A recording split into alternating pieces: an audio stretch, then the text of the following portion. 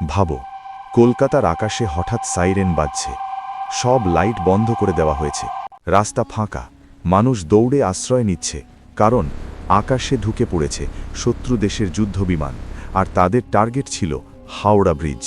হ্যাঁ, আজ যে ব্রিজ দিয়ে প্রতিদিন লাখ লাখ মানুষ যায়, একসময় সেই ব্রিজটাই ধ্বংস করে দিতে চেয়েছিল জাপান। কিন্তু প্রশ্ন হল, কেন দ্বিতীয় বিশ্বযুদ্ধের সময় জাপানের নজর পড়েছিল কলকাতার উপর? সময়টা 1942 সাল। সারা পৃথিবী তখন আগুনে জ্বলছে, কারণ শুরু হয়ে গেছে দ্বিতীয় বিশ্বযুদ্ধ। একদিকে ব্রিটেন, অন্যদিকে জার্মানি, ইতালি আর জাপান।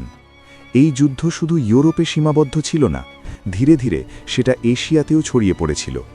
আর সেই সময় একটা বড় ঘটনা ঘটে। জাপান দখল করে নেয় বার্মা, আজকের ভাষায় মায়ানমার। এতেই বিপদ শুরু হয় কলকাতার জন্য, কারণ বার্মা দখল মানে জাপান এখন ভারতের খুব কাছেই পৌঁছে গেছে। তখন কলকাতা শুধু একটা শহর ছিল না, এটা ছিল ব্রিটিশ ভারতের সবচেয়ে গুরুত্বপূর্ণ কেন্দ্রগুলোর একটা।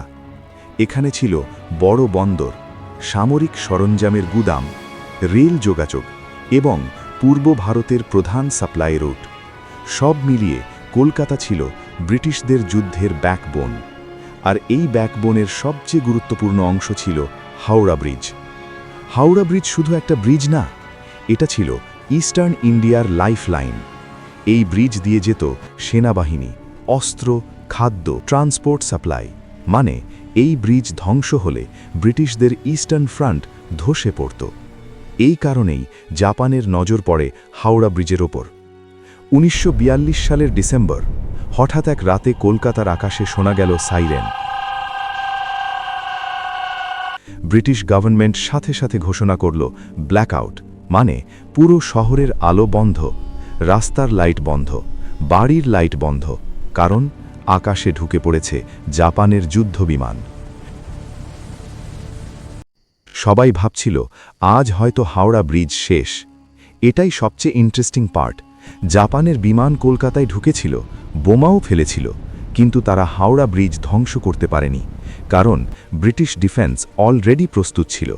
ব্রিজের চারপাশে বসানো হয়েছিল anti aircraft guns, barrage balloons, military protection system. ফলে টার্গেট লক করা কঠিন হয়ে যায়। আর সেই রাতেই হাওড়া ব্রিজ বেঁচে যায় ধ্বংসের হাত থেকে। সবচেয়ে অবাক করার মতো তথ্য কি জানো?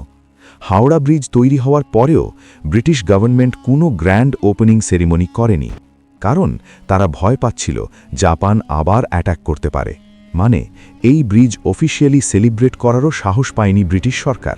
ভাবতে পারছো, একটা ব্রিজ যেটা আজ কলকাতার আইডেন্টিটি, একসময় সেটা ছিল যুদ্ধের সবচেয়ে বড় টার্গেট। কিন্তু এখানেই গল্প শেষ না। আসল অ্যাটাক হয়েছিল অন্য জায়গায়। আর সেই রাতের ভয়ঙ্কর ঘটনা আজও অনেকেই জানে না।